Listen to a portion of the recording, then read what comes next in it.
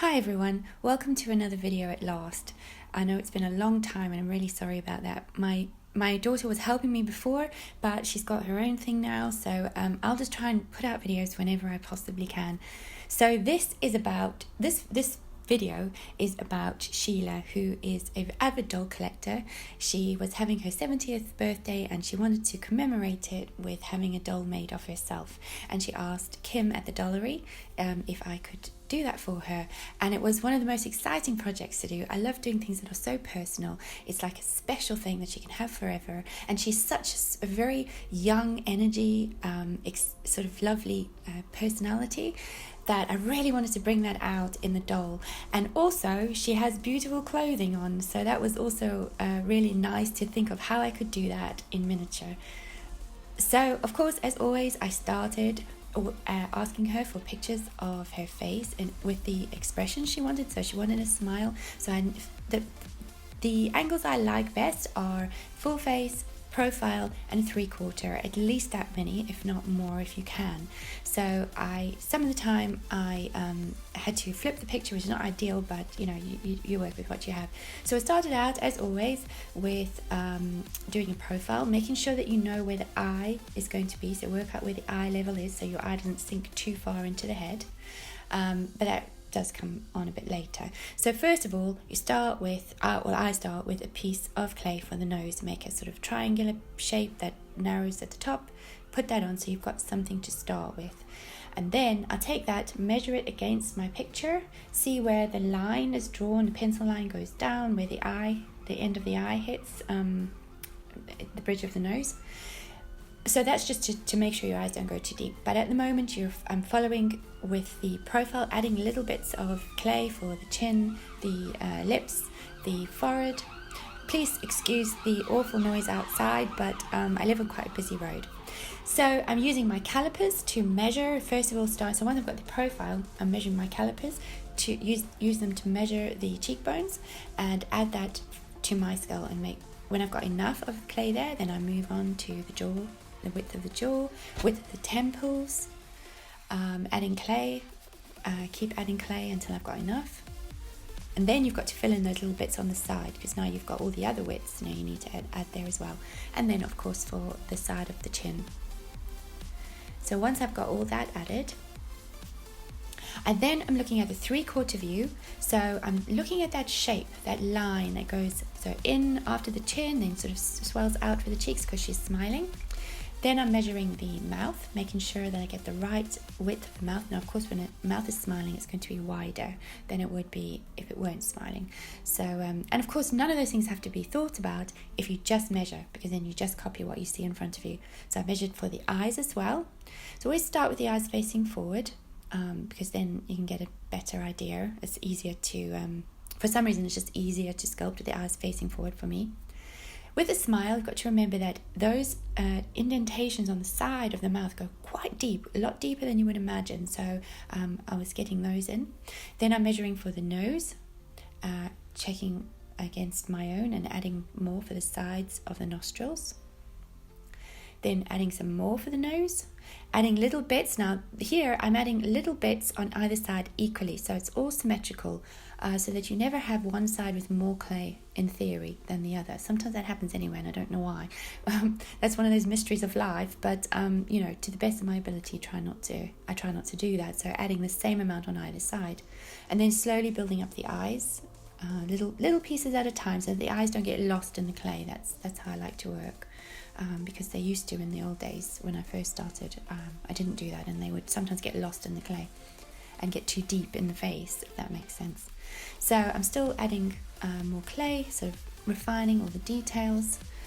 For a long time, faces look terrible until they suddenly come to life. So you've just got to keep going sometimes, and eventually you'll see the face come out of what you thought was looking a terrible mess. I decided to sculpt the teeth in the clay with the face raw still this time. Sometimes I don't do that, but this time I did decide to do that, because then I could adjust. Because it's a portrait, you really, tiny little things might need to be adjusted sometimes, that you don't see and you don't want to set anything until you're absolutely sure. So I wanted the teeth in so I could be sure that it was right. And then, as usual, at the end, smoothing everything down. Once she was baked for 40 minutes, it's then time to paint the head, starting with shadows, so a tone that's slightly darker than the colour of the clay, and then slowly building up the face, layer by layer, using a heat gun in between, just to embossing gun in between, just to set the clay, the paint. And then once the face is painted, onto the hands. And the hands I always build on an armature, as you know, I'm sure. Building up, bake the underlayer of clay, and then build up new fresh clay on top. Sculpting out the fingers using adding clay and taking away with my knife until I've got a hand that I'm happy with. And then it was time to move on to the body. Always start with the neck. I don't know, that's just me. I always start with the neck. I'm not saying you should always start with the neck, just me. And then I slowly built up the body. I'm using Figurosity in the background. It's a brilliant website. It's computer generated, but it's great. You can choose different you can see the body from muscles, from just a grey, so that you just see shadows, or in colour. It's a really nice place. I'll try and leave a link in my description. So then, once the body is basically sculpted, I'm pretty much here ready to bake for the first time. I've made a nice deep indentation in the middle because she's going to have a skirt on, so she needs the skirt to be able to stick to something, and having that gap in the middle is quite useful. So I was then on, once she'd been baked, I was on to building up the shoes, which was really exciting, making those very tall shoes, and then her outfit, which is quite detailed with these little flowers. I love doing things like this. They're very fiddly, but I like fiddly things, so it was quite enjoyable to just make a lot of those little flowers. And then there were other little flowers as well that were smaller, taking one piece of tiny clay and making a little petal, and then adding them all to make a small flower, and I did a whole lot of those. And then in the middle of that flower it also has some little white petals, so I added those.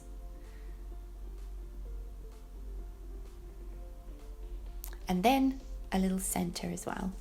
And then I used some embossing powder to make it sort of shine silvery.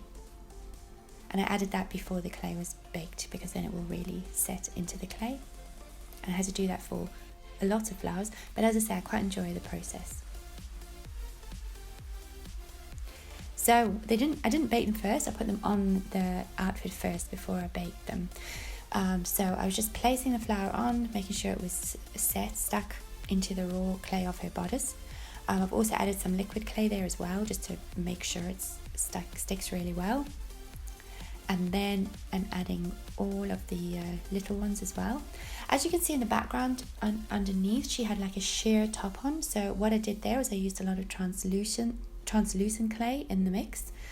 So it was kind of like a greyish colour when it was on, but it turned black with baking. I think I also added some more paint to make it even look more black, but still transparent.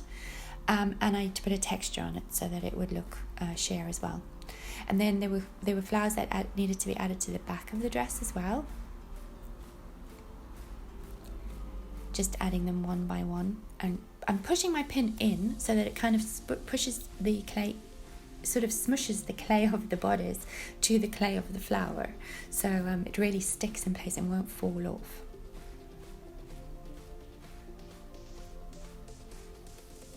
And then adding the little ones as well, the ones that I did with the embossing, the silvery embossing powder. So what I did was I made all these flowers first, which was quite fun, all different sizes, some big, some small, and then once I had enough, then I just had to add them to the dress. And again, at the back I've got some liquid clay there as well, just to help the flowers attach properly. So once everything was done, it was baked again, and now I'm adding the little micro beads. So this was after the clay has been baked. I'm adding some tacky glue and then adding the micro beads, and probably chucking more on the floor than I am adding to the dress, but we get there in the end. And I wanted to add some micro beads to the big flowers as well, so just putting a tiny bit of tacky glue and then adding one little micro bead into every little spot on the flower.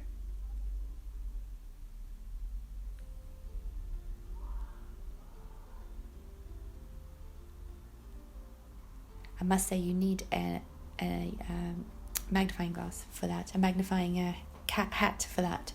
And then she had some lovely jewellery on, and I wanted to replicate it.